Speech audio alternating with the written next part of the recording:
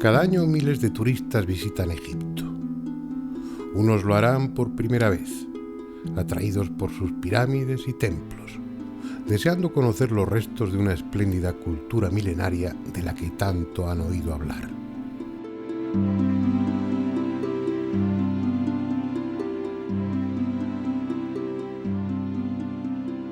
Pero compartirán el avión con otros que ya han estado allí y vuelven por segunda o tercera vez, incluso con algunos que han perdido la cuenta de cuántos viajes han hecho ya al país de los faraones.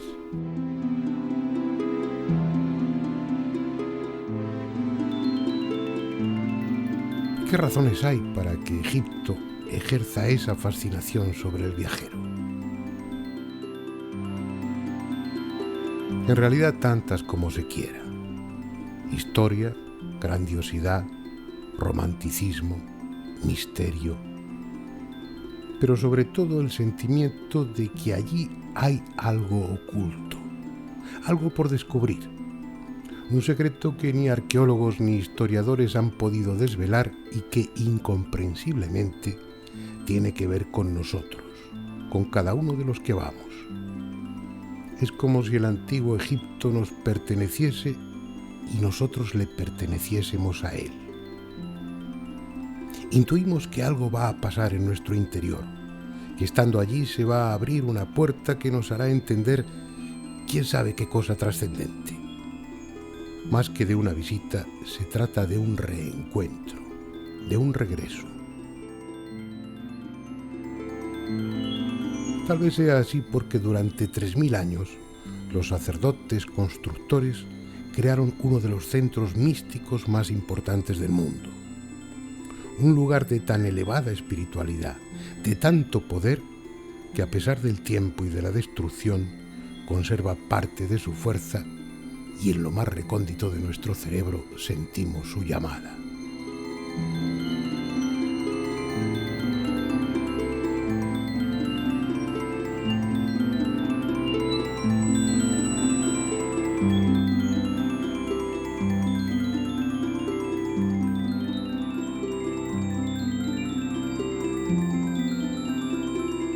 Una llamada a la que no supo resistirse un hombre cuya tumba, en el cementerio londinense de Putney Vale, vamos a visitar.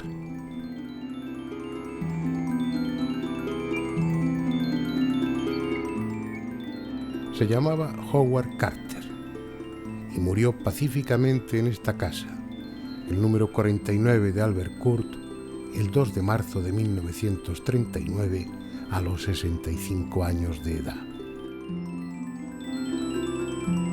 Su nombre figura en la larga lista de egiptólogos eminentes como responsable de uno de los hallazgos más espectaculares del pasado siglo XX, el de la tumba de Tutankamón. Cuando se habla de misterios egipcios, uno de los primeros que viene a la mente, si no el primero, es el de la maldición de los faraones sobre aquellos que turbaban su sueño eterno. Algo en lo que ningún arqueólogo dice creer, al menos públicamente, pero que ha hecho correr ríos de tinta y aún sigue excitando la imaginación de los turistas que visitan Egipto. Existía antes como un rumor, quizás sin fundamento y solo para impresionar a los arqueólogos novatos, aunque nunca se sabe.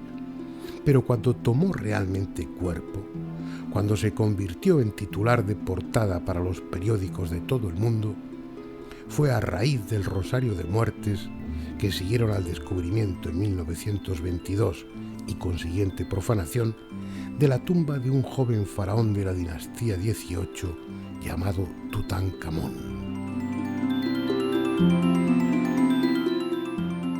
Este es el escenario, un valle calcinado y polvoriento al otro lado de las colinas de Deir el-Bahari, conocido como el Valle de los Reyes.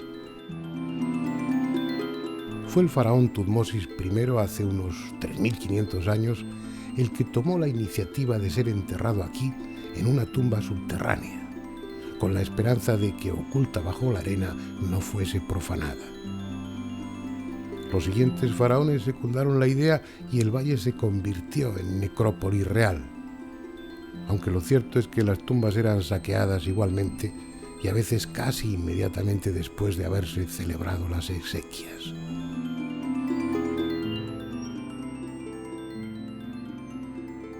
Cuando Lord Carnarvon, un adinerado caballero inglés, al que razones de salud le habían llevado al clima seco de Egipto, y Howard Carter, un joven arqueólogo formado junto al maestro Flinders Petrie, obtuvieron permiso oficial para excavar en esa zona en 1914, el Valle de los Reyes era un auténtico caos en el que la tierra extraída de unas tumbas tapaba la entrada de otras excavadas antes.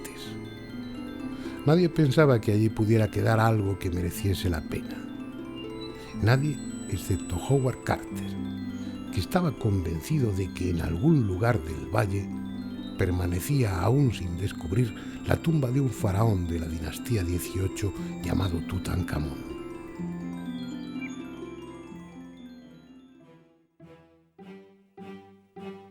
Estalló la Primera Guerra Mundial y los trabajos tuvieron que aplazarse, pero por fin en 1917 Carter comenzó a excavar y a acumular decepciones.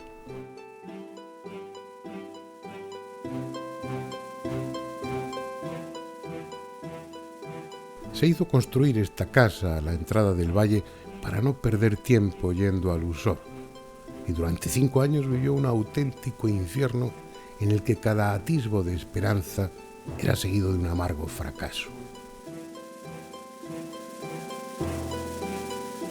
Hasta que un día, cuando ya Lord Carnarvon, harto de tanto fracaso, había decidido no poner más dinero en la empresa, los obreros dejaron al descubierto los primeros peldaños de una escalera que se hundía en las profundidades.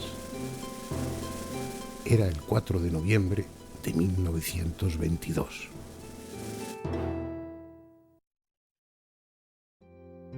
El destino había querido compensar tanto esfuerzo haciendo realidad el sueño de aquellos 2 hombres, porque libres de tierra y escombros, los 16 escalones descubiertos descendían hasta la ansiada tumba.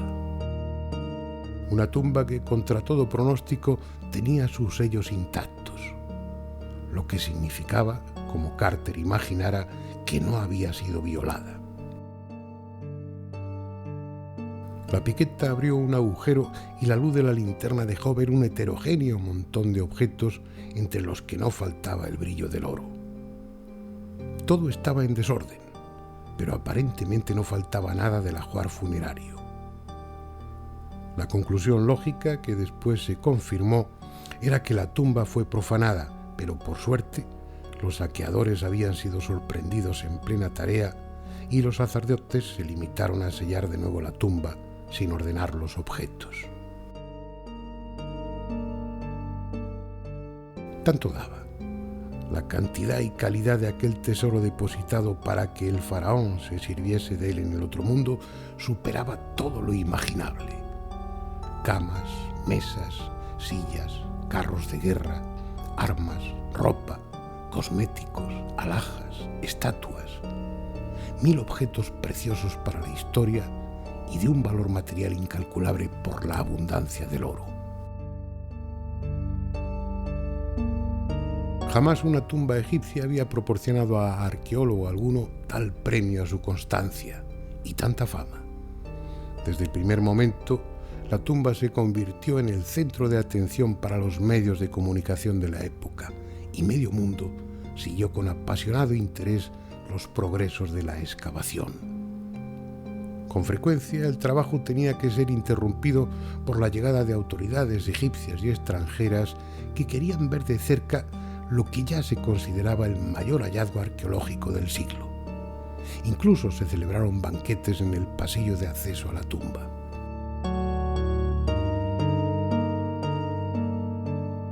Con orden y método, las piezas fueron retiradas una a una, convenientemente embaladas y luego almacenadas para su oportuno estudio. Fue una tarea lenta, pero al fin la antecámara quedó despejada y la pared que daba acceso a la cámara funeraria, con sus sellos intactos, pudo ser derribada. Dentro, ocupando casi toda la cámara una enorme capilla dorada cubierta de símbolos funerarios. Al abrir sus puertas, vieron que en su interior había otra algo más pequeña, y dentro de esta otra, que abierta dejó ver una cuarta y última capilla dorada. Embutidas unas en otras, las 4 capillas protegían un gran sarcófago de cuarcita amarilla.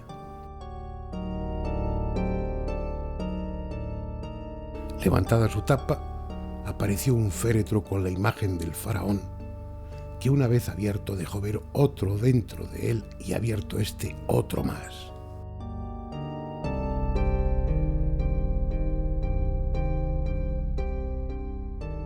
Cuatro capillas, un sarcófago y 3 féretros habían envuelto como las capas de una cebolla la momia de un joven faraón que reinó a los 12 años de edad y, según la minuciosa autopsia realizada en 1968, murió a los 18 por una fractura del cráneo, consecuencia de un certero golpe.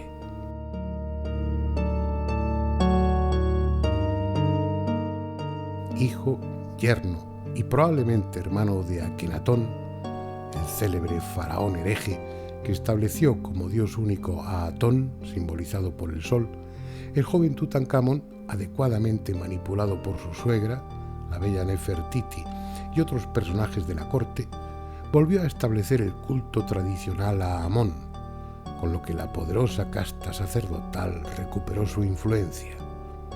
Y cuando ya no era necesario, lo asesinaron discretamente. Eso sí, llenando su tumba con un fabuloso tesoro por la labor prestada. Pese a tan valiosas ofrendas, es de suponer que en el otro mundo el espíritu de Tutankamón no estaba muy satisfecho y que su cólera, encerrada durante 32 siglos, libre a medida que caían las paredes de la tumba, buscó venganza en aquellos que habían turbado su reposo. Eso es lo que pensaban los obreros, y a lo que atribuyeron el que una cobra devorase en su jaula al canario de Howard Carter que tanto apreciaba. Un siniestro aviso que se vio confirmado cuando el 5 de abril de 1923 murió en extrañas circunstancias el propio Lord Carnarvon y poco después Arthur Mace, del Museo Metropolitano de Nueva York, que inicialmente había participado en la excavación. Ya no eran solo los obreros, los periodistas también empezaron a hablar de una maldición. Y como si los hechos quisieran confirmarlo, Georges Benedict, del Museo del Louvre, moría súbitamente junto a la entrada misma de la tumba. Pero solo era el principio. En los 7 años siguientes, más de 25 personas relacionadas directa o indirectamente con la profanación de la tumba murieron. Unas de muerte aparentemente natural y otras en absurdos accidentes o por suicidio. Pasado ese tiempo y satisfecha su sed de venganza, el espíritu de Tutankamón descansó al fin tranquilo. Al menos eso es lo que muchos piensan. Naturalmente, tal maldición es más que discutible. Ni siquiera puede hablarse de algo que emponzoñase el aire estancado de la tumba, ni esporas de hongos, ni gérmenes, ni veneno pulverizado, porque las muertes se debieron a las circunstancias más variadas. Lo lógico es atribuir esa acumulación de muertes a la funesta casualidad y a la exageración de los periodistas. Sin embargo, una de ellas, la primera, precisamente la de Lord Carnarvon, estuvo rodeada de tantas circunstancias misteriosas que uno tiende a pensar si al final de todo no es posible que tal maldición existiese. No se sabe de qué murió, porque aunque su certificado de defunción figure la neumonía como causa, lo cierto es que se habló de la picadura de un mosquito o de una septicemia producida tras un corte al afeitarse. En textos más recientes se afirma incluso rotundamente que murió de histoplasmosis. Pero esa enfermedad, producida por el Histoplasma capsulatum, es una enfermedad de curso crónico, y Lord Carnarvon murió en 8 días. Fuese cual fuese la causa de su muerte, lo cierto es que cuando estaba devorado por la fiebre en su habitación del Hotel Continental Savoy, pronunció en varias ocasiones lleno de pavor que un pájaro le estaba arañando la cara.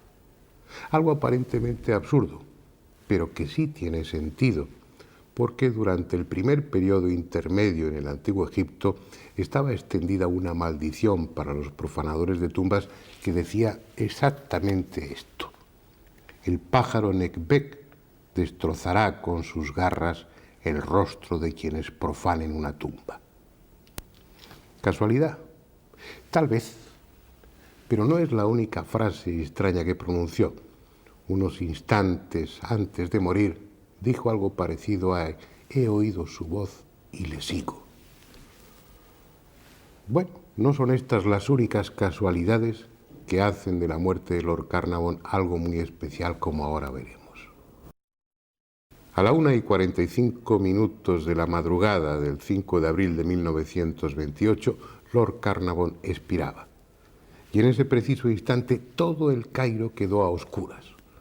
Un apagón que duró 5 minutos y que hoy, 80 años después, nadie ha podido explicar cómo se produjo y mucho menos cómo se arregló solo.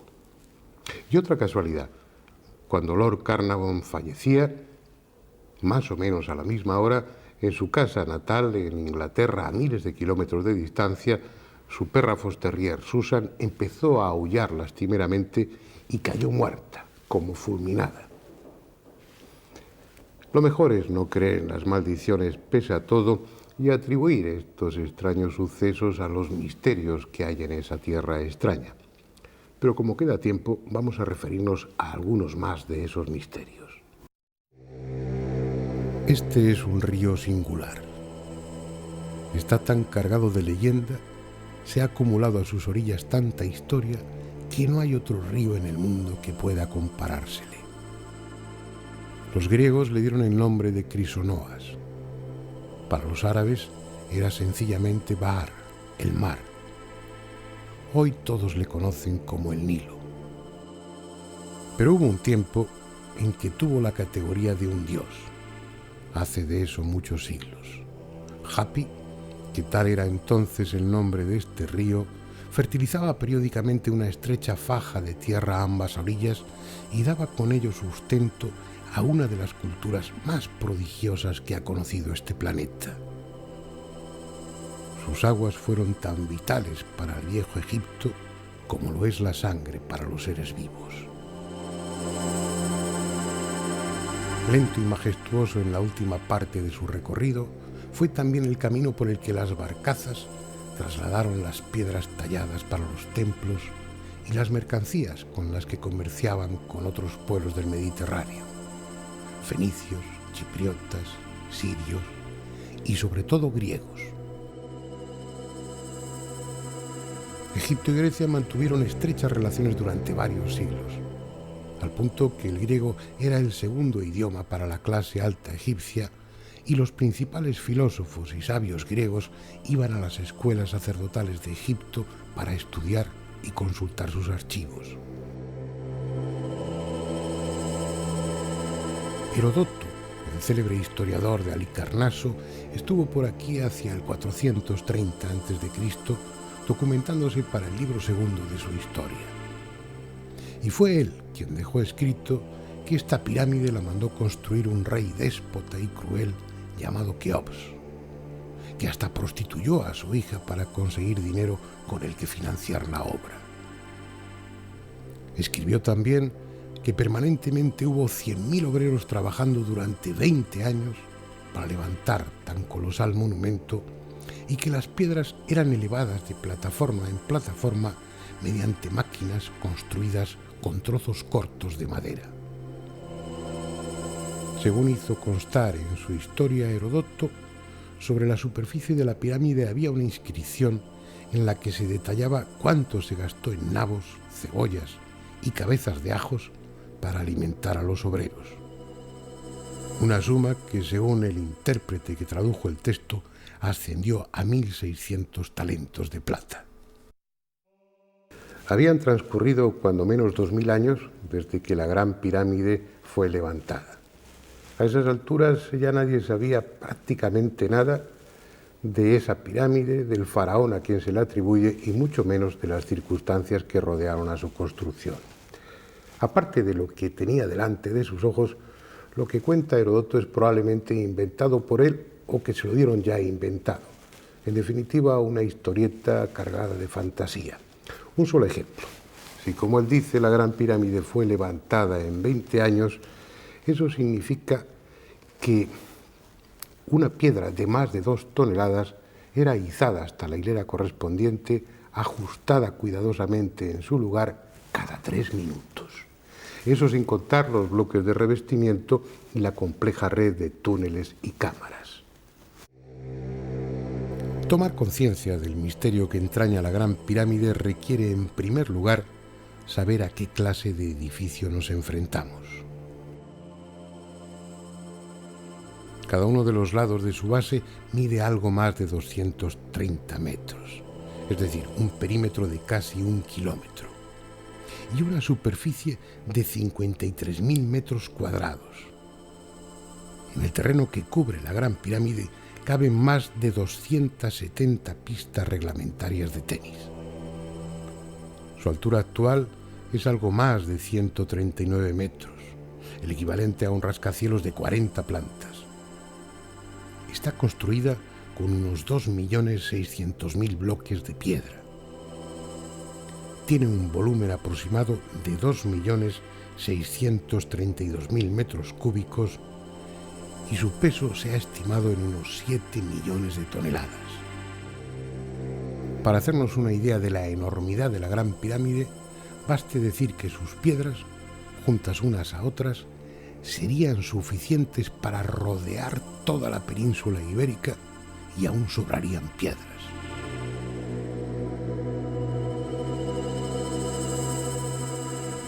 Estamos pues ante una construcción de dimensiones colosales, el mayor edificio que jamás se haya construido en el mundo. Lo insólito, lo incomprensible, es que sus constructores, hace 4.500 años o más, lo hicieron con mayor rigor, con muchísima más precisión de la que ahora, con todos nuestros medios técnicos, somos capaces.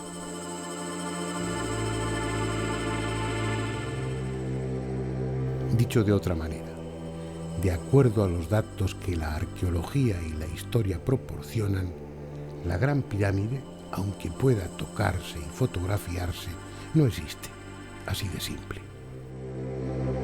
Veamos, por ejemplo, el cierre poligonal y la suma angular de la base.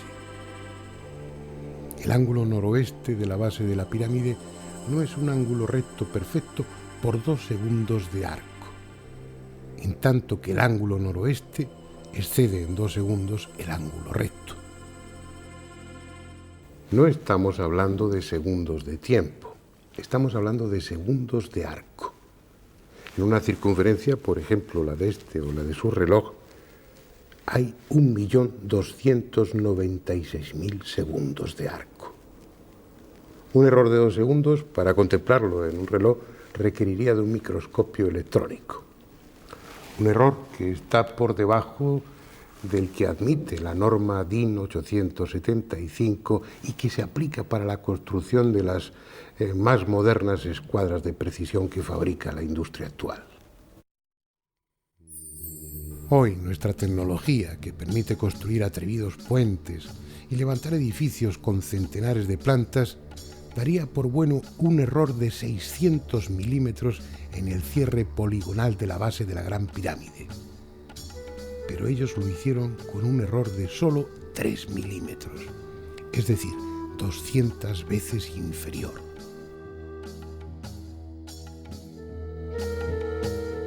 En la suma angular, la arquitectura actual también consideraría válido para un edificio así un error de 600 segundos de arco. Ellos lo hicieron con un error de 4 segundos. 150 veces menos.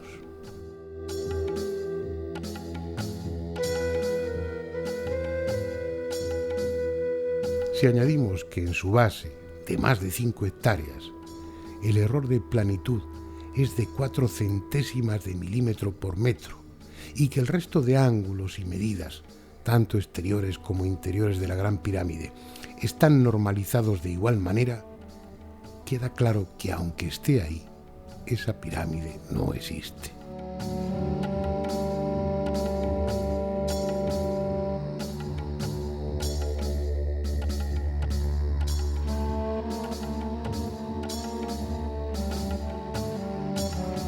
No puede existir, porque ahora con nuestros teodolitos de alta precisión, niveles ópticos, cintas no dilatables, termómetros de Beckman, etcétera, etcétera, nos veríamos en apuros para conseguir esa exactitud en medidas y orientación. Y según lo que la arqueología y la historia saben de la Cuarta Dinastía, supuestamente la responsable de las pirámides de Giza, desconocían la rueda, carecían de instrumentos ópticos y medían prácticamente a ojo. Con esos medios es absolutamente imposible que se construyese la Gran Pirámide.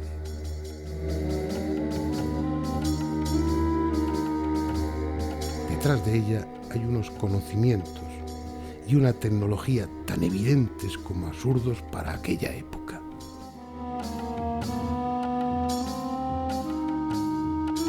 Cada uno de los bloques de revestimiento que se conservan es en sí mismo una hazaña técnica. Tienen un error de 2 centésimas de milímetro por arista. Por 60 micras, sus 3 metros cuadrados de superficie no son planos perfectos. Y en los ángulos diedros formados por sus caras, el error es de 5 segundos de arco. Son prismas tallados con tanta exactitud y perfección como las lentes de un telescopio. Para conseguirlo, hoy se requieren láminas de media onda, interferómetros de luz monocromática y otros sofisticados aparatos. Sin embargo, ellos lo consiguieron hacer con bloques de 16 toneladas y tallaron alrededor de 25.000. Disparatado, inconcebible e innegable, porque están ahí. El problema que plantea la Gran Pirámide es que no hay posibilidad de atribuir la exactitud de sus medidas y de su ejecución a la casualidad. Está planificada y construida con la misma o mayor precisión que cualquiera de nuestros satélites puestos en órbita, con la diferencia de que pesa 7 millones de toneladas y tiene 4.500 años de antigüedad. Sin caer en los excesos de los piramidólogos de hace un siglo, la presencia indiscutible en sus proporciones de constantes matemáticas como pi o el número áureo phi, pasando por orientaciones y correspondencias astronómicas exactas, así como el desarrollo y solución de cuestiones geométricas complejas, conducen a una sola y posible conclusión. Quienes hicieron los planos y ejecutaron la obra eran científicos en el sentido más elevado y actual del término, dotados de instrumentos y herramientas equiparables a los de ahora, aunque no se haya encontrado ni rastro de ellos.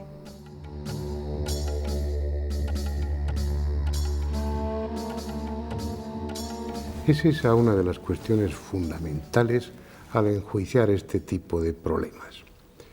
Los arqueólogos se basan en hallazgos materiales, en evidencias arqueológicas.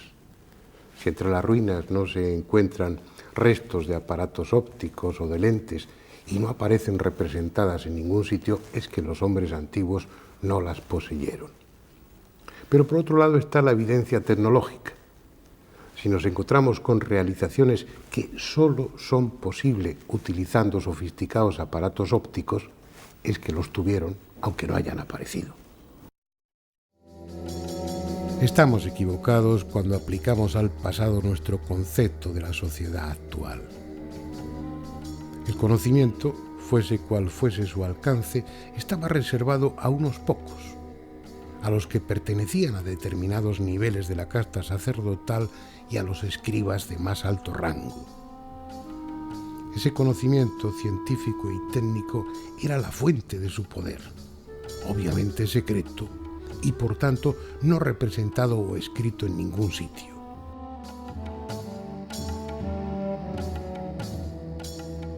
Eso es hasta tal punto cierto en el Antiguo Egipto que técnicamente hubo lo contrario a una evolución, hubo una involución. Los secretos de las primeras dinastías no pasaron a las siguientes, ni en matemáticas, ni en astronomía, ni en medicina, ni en técnica constructiva. Se perdieron por alguna razón. Los faraones de la dinastía 12 o de la 18 no habrían podido construir otra gran pirámide por mucho dinero y mano de obra que tuviesen. Les faltaban los conocimientos de que dispusieron los de la cuarta dinastía. Lo malo es que esos conocimientos son tan desestabilizadores, tan desconcertantes, que no solo obligan a modificar nuestro concepto del pasado, sino también nuestro concepto de la física. Este es un tarugo de piedra muy dura, producto de uno de los trépanos actuales. Su superficie es tan lisa como la de esta mesa. Y eso es porque los trépanos de ahora, los modernos, a pesar de tener unos bordes cortantes de extrema dureza y actuar con una presión de 50 kilogramos, solamente avanzan en cada giro, muerden en cada giro 5 centésimas de milímetro en la piedra. Y eso hace que las estrías estén tan juntas que el tacto no las perciba. Pues bien, hace 4.500 años, los antiguos egipcios tenían trépanos que en cada giro penetraban más de 2 milímetros en el granito. Es técnicamente imposible, impensable siquiera, porque sería necesario que el material del borde cortante de los trépanos fuera 50 veces más duro que el diamante y que la presión aplicada no bajase de los 2.000 kilogramos. Pero siendo algo inconcebible para nuestra tecnología, resulta que ahí están los agujeros con sus estrías bien visibles como prueba indiscutible de que ellos sí lo hicieron. Y no son una excepción, porque serraban la piedra con la misma incomprensible eficacia. Nuestras sierras circulares con punta de vidia, las más modernas y potentes, penetran en cada paso 4 centésimas de milímetro. Los serruchos egipcios, en cada pasada, penetraban en la piedra 2,5 milímetros, 60 veces más. No hay máquina ni material en el mundo capaces de eso. Sin embargo, ellos lo hicieron.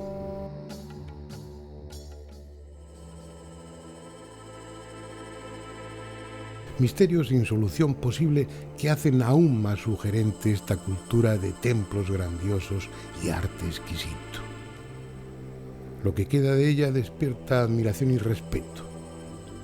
Pero si el viajero sabe observar, encontrará a cada paso motivo también para el desconcierto.